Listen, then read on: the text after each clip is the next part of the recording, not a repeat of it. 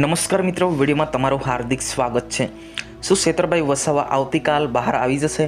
શું શેતરભાઈ વસાવાના પત્ની શંકુતલાબેન અન્ય જે ખેડૂત મિત્રો હતા એ પણ બહાર આવી જશે? શું છે સમગ્ર મામલો આપણે વિડીયોની અંદર એકદમ સ્ટેપ બાય સ્ટેપ જાણવાના છે, એટલે વિડીયોને સ્કીપ ના કરતા અને ચેનલ પર નવા તો ચેનલને સબસ્ક્રાઈબ કરીને બિલકુલ ભૂલતા નહીં। તો મિત્રો આવો જાણી લઈએ। જેમ કહેવાય છે કે શેતરભાઈ વસાવાને 4 દિવસ પહેલાં જામીન અરજી મંજૂર થઈ ચૂકી હતી, પરંતુ શેતરભાઈ વસાવા જેલની બહાર નથી આવ્યા।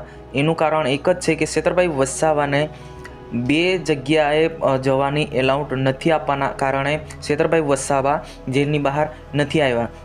શું છે સમગ્ર મામલો આપણે વિડીયોની અંદર જાણી લઈએ કે આવતીકાલે શેતરભાઈ વસાવા બહાર આવવાના હોય ત્યારે શેતરભાઈ વસાવા સાહેબના કાર્યાલય પર લોકોના ટોળા ઉમટી પડ્યા છે। ખૂબ જ સારી રીતે તૈયારીઓ ચાલુ રહી છે અને ખૂબ જ ભારી સંખ્યામાં એમને સ્વાગત પણ કરવામાં આવશે।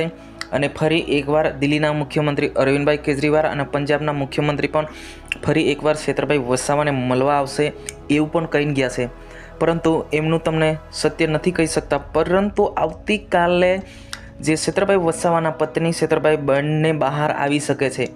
જેમ કે આવી છે કે આજે જામીન અરજી જે શેતરભાઈ વસાવાના પત્ની શંકુતલાબેનની જામીન અરજી મુકાઈ ગયેલી છે। આવતીકાલે મંજૂર થતાની સાથે શેતરભાઈ વસાવાના પત્ની અને એમની સાથીદારો બધા જ બહાર આવી શકે છે। તો મિત્રો આને લઈને તમારે શું કહેવું છે એ કોમેન્ટ બોક્સમાં જરૂર જણાવજો। જેમ કે આવી છે કે આવનારી 2024ની ચૂંટણી જે ભરૂચ લોકસભા ચૂંટણી છે એ અવશ્ય શેતરભાઈ વસાવા લડવાના છે અને જીતવાના પણ। અને આદિવાસી સમાજ ખૂબ જ સપોર્ટ કરી રહ્યા છે કે આવનારી 2024ની જે ચૂંટણી છે એ શેતરભાઈ વસાવા જીતી જશે એવું પણ લોકો કોમેન્ટ કરી રહ્યા છે। તો મિત્રો આપણે મળીશું આવતીકાલે નવા વિડીયોમાં, યાની કે શેતરભાઈ વસાવાને બધી જાણકારી સાથે। શું આવતીકાલે ખરેખર બહાર આવશે કે નહીં આવે એ આપણે નેક્સ્ટ વિડીયોની અંદર જોઈ લઈશું ફરી। તો મિત્રો આ વિડીયોની અંદર બસ આટલું। જય હિન્દ, વંદે માતરમ।